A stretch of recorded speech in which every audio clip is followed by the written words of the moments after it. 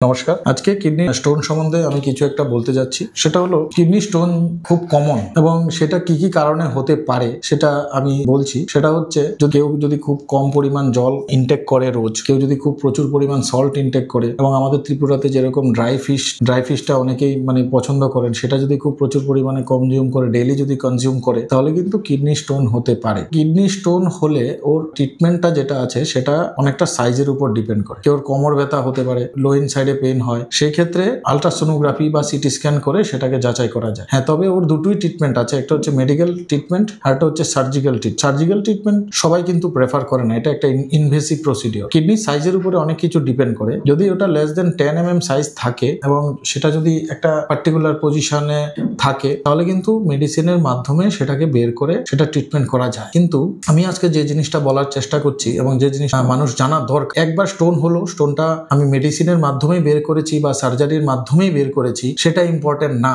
Important হচ্ছে ভবিষ্যতে যেন স্টোনটা না হয় সেটার ধ্যান রাখ। সেটা হচ্ছে প্রথমত হচ্ছে কিছু খাদ্য তালিকা মেনটেন করে চলতে লাগবে, যেরকম low salt diet, high fibre containing food এবং high vitamin C containing food, এবং প্রচুর পরিমাণ জল খেতে লাগবে। তার সঙ্গে আরেকটা ইম্পর্টেন্ট জিনিস হচ্ছে যে স্টোনটা বের করে দিলাম এবং বেরিয়ে গেল, ভুলে গেলাম, সেটা নয়। একটা টেস্ট হয় 24 আওয়ার ইউরিন স্টোন প্যানেল, সেটাতে 17 প্যারামিটার আমরা অ্যানালাইসিস করে দেখতে পারি যে ইউরিনের মধ্যে সেই কোন ফ্যাক্টরটা বেশি বেরোচ্ছে এবং কোন ফ্যাক্টরটা যেটা কিডনি স্টোনকে প্রোটেকশন দেয় সেটা কম বেরোচ্ছে। যেরকম ইউরিনের মধ্যে 3টে উপাদান যদি কম থাকে তাহলে বেশি পরিমাণ স্টোন হওয়ার সম্ভাবনা থাকে এবং প্রতি বছরে একটা স্টোন হয়ে যায় এবং সাইজটা অনেক বেশি পরিমাণ বড় হয়ে যেতে পারে। যেরকম ম্যাগনেসিয়াম, ভিটামিন B6 এবং সিস্টিন, এই 3টে জিনিস যদি কম থাকে তাহলে কিন্তু প্রতি বছর স্টোন তৈরি হয়ে যাবে।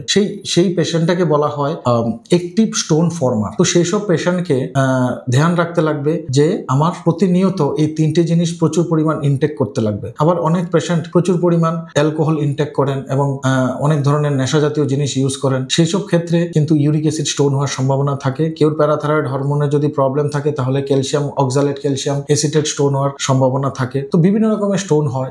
কোনো সময় মেডিসিনের কোনো দীর্ঘদিন ধরে কোনো পার্টিকুলার মেডিসিন খেলে সেটাতেও স্টোন হতে পারে। তো সেই জন্য এই 24 আওয়ার স্টোন প্যানেলটা যদি করা হয় তাহলে কিন্তু বোঝা যেতে পারে যে শরীরে কোন ধরনের উপাদান সেই স্টোনটাকে তৈরি করছে এবং সেটার কনজিউম কম করা হবে। এবং তার সঙ্গে যে উপাদানগুলো আমি বললাম, ম্যাগনেসিয়াম, ভিটামিন B6 এবং সিস্টিন, সেরকম ধরনের সিরাপ বা সেরকম ধরনের ফুড কন্টেনিং ফুড খেতে হবে। স্টোনটা তৈরি হওয়াটা ইম্পর্টেন্ট না, স্টোনটা যেন ভবিষ্যতে আর তৈরি না হয় তার জন্যই সেই প্রোটেকশন নিতে লাগবে এবং সেই জন্য টেস্ট করে আপনাদেরকে সবসময় চলতে লাগবে। স্টোন এবং কেউ যদি অনেক সময় বাথরুমে যাওয়ার পরে দেখা গেল স্টোনটা বেরিয়ে গেল হঠাৎ করে, কিন্তু সেই স্টোনটা না ফেলে দিয়ে স্টোনটা কেমিক্যাল অ্যানালাইসিস করলে আমরা আরো তাড়াতাড়ি ধরতে পারি যে স্টোনটা কি প্রকারের স্টোন। তো সেই জন্যই বললাম যে প্রচুর পরিমাণ জল ইনটেক করুন। এই গরমের মধ্যে প্রচুর পরিমাণ জল ইনটেক না করলে স্টোন হওয়ার সম্ভাবনা বেশি। যারা প্রধানত জিম করছে, প্রোটিন ইনটেক প্রচুর করছেন, কোল্ড ড্রিঙ্কস জাতীয় জিনিস খাচ্ছেন, তাদের ক্ষেত্রে কিন্তু হাই ইউরিক অ্যাসিড স্টোন হওয়ার সম্ভাবনা বেশি। তো সেই বলে আমি আজকে এই ছোট্ট একটা ব্রিফ করে স্টোনের